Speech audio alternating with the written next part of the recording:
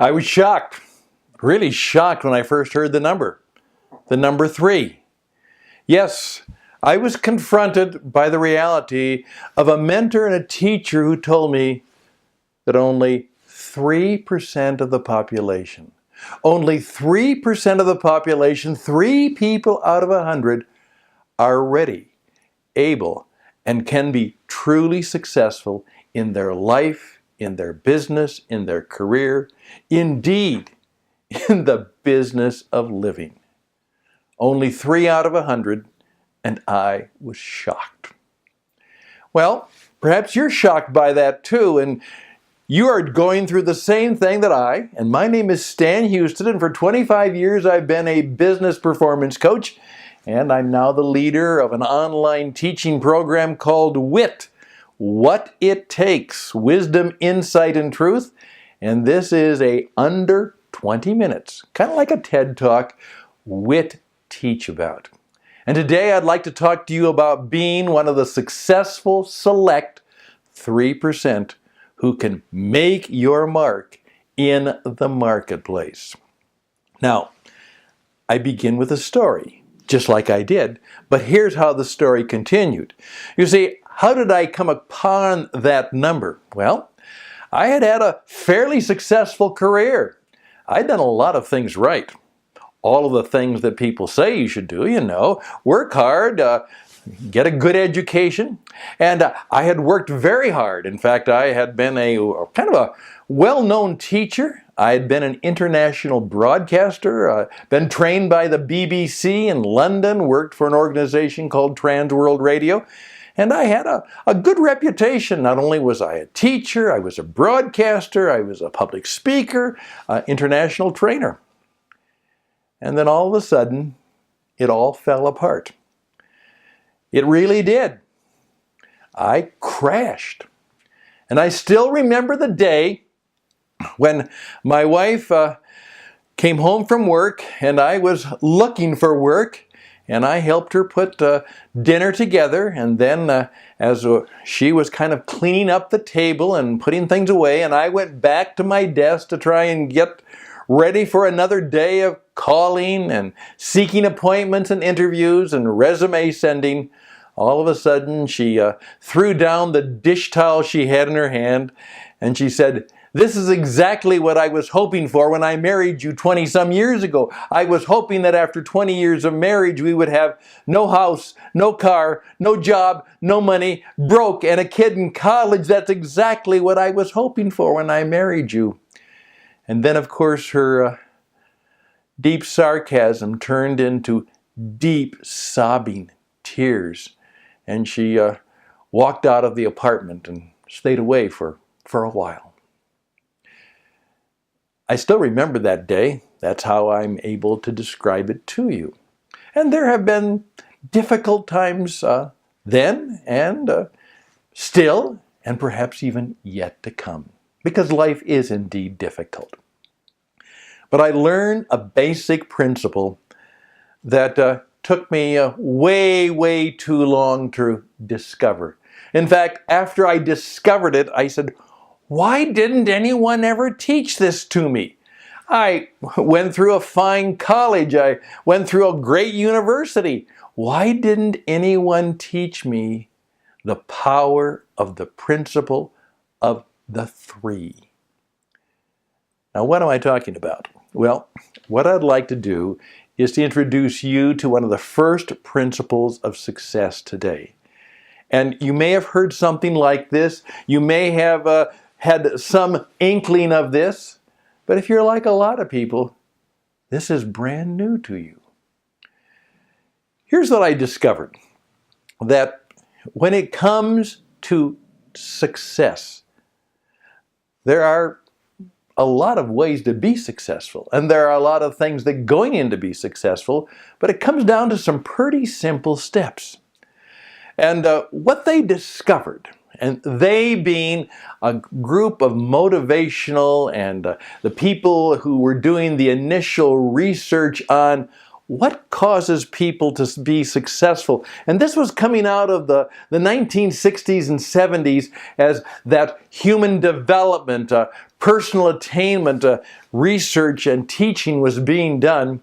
And what they discovered is that it really came down to people knowing and perhaps responding to a very simple question. What do you want? What do you want?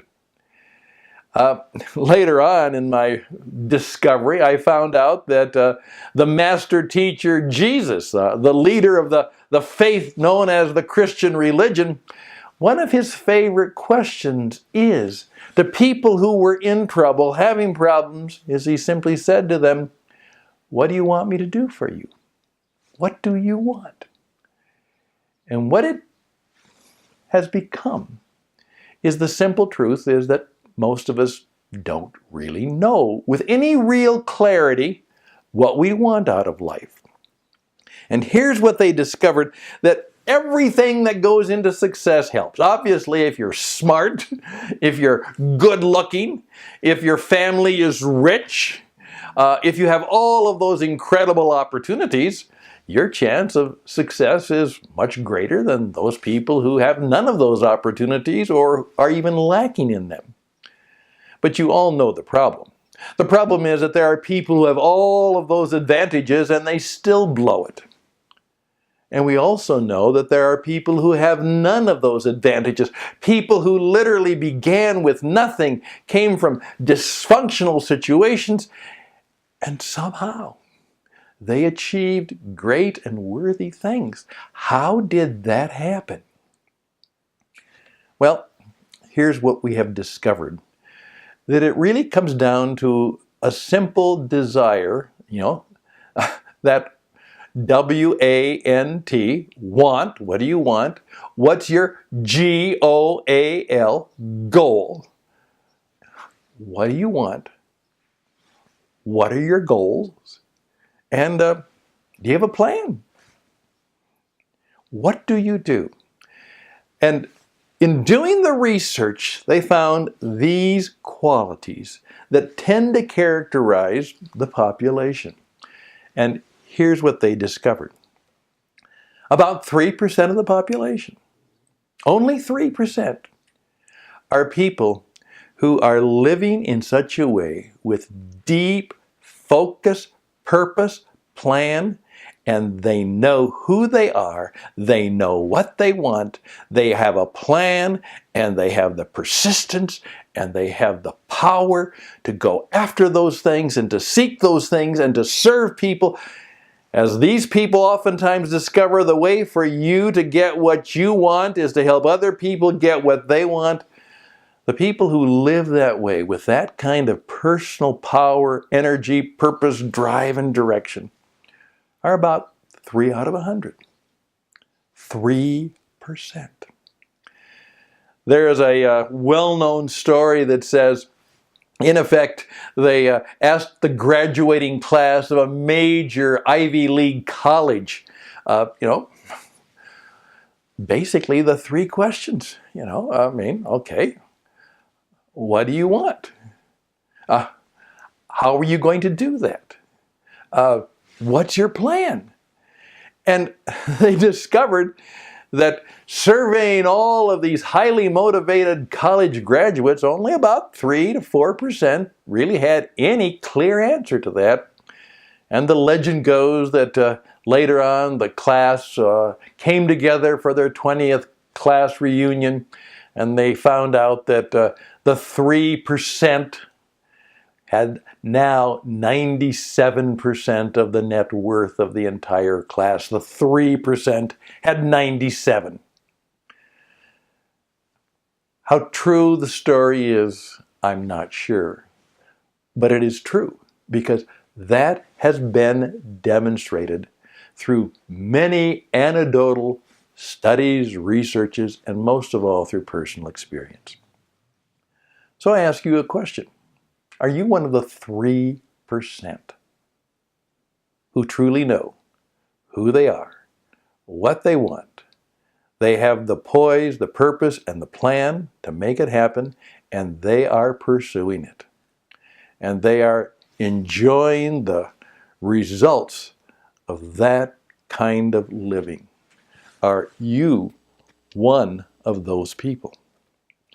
Then they found out that about 10% of the population, now you got 3%, 10%, 10% of the population certainly had a sense of direction in their lives. Now, it wasn't as clear and as focused as the 3%, but these are people who are successful because they are living with a sense of direction in their life.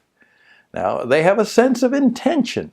They've set some goals and they are achieving them. At the same time, they may not have specific goals, but they begin to see opportunities. They have creativity. They have some energy in their lives. And they, in fact, are doing quite well. 10%. I think of the quote and the statement I heard in regards to a story about Jesus where it seems that everybody was going to try and take him in and throw him over a cliff, and there's a wonderful line in the tradition which says these people were about ready to do him in, but he walked right through them. The group couldn't touch him even though they didn't like him. And one of my mentors said to me, Stan, remember, the world steps aside for the man or woman who knows who they are, where they're going, and they're walking toward the goal, seeking the star, doing the dream. The world steps aside. 3%, 10%. Are you in one of those categories? And right now I think you're saying, well, what does that look like? Right now I just want you to see the broad picture because you will put in the details of the painting. 60%. What about the 60%? Well, the vast majority of people. They primarily have done what they do, and they've taken the things that have come to them, but they have hopes. Oh, I hope to go back to school someday. They have wishes. Wouldn't it be nice? I would like to win the lottery. Maybe I'll go back to school. Maybe I'll get a different job. Oh, I sure would like to get rid of this crummy job. And so they are people who primarily live from moment to moment, perhaps day by day, year by year, and they really don't have anything very specific. Nothing's written down. There's no notebook or chart or a plan that is getting them where they're going. As I ironically point out, is if you ever finished a course in school, you were for that brief moment a 3%er. They said, your goal is to graduate. Okay, here's what you have to do to graduate. Here are the things you have to achieve. Here's the time you have. What's your plan? And so you had to have a plan, and your advisor had to sign off on it, and then you had to go through the steps, and you had to pass the steps, and you had to achieve the steps. And then one day, hopefully a happy day for you, is your family and you celebrated graduation. And you achieved the goal and you received your diploma and you now have your degree or your certificate or whatever else goes with that. And then you stopped.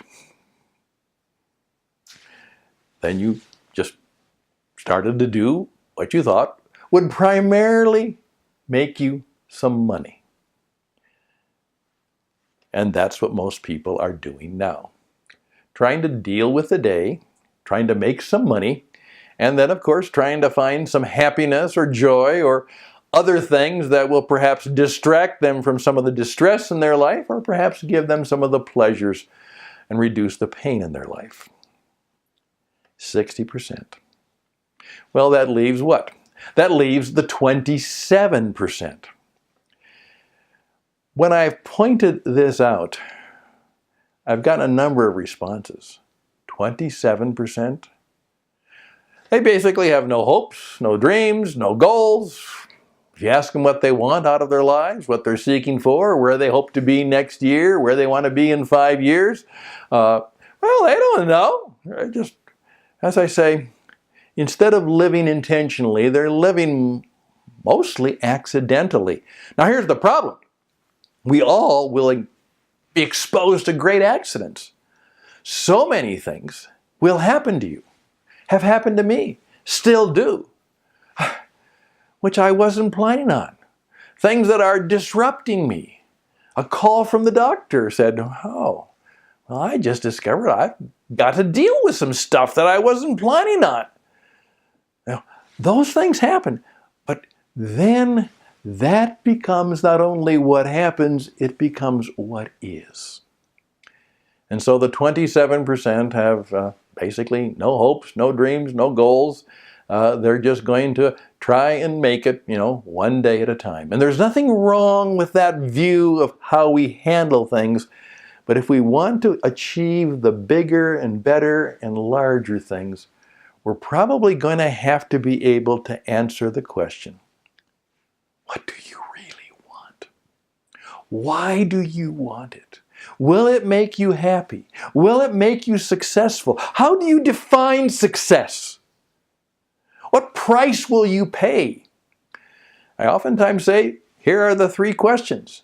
What do you want? What have you got to give to get what you want? You're going to have to give something to get what you want.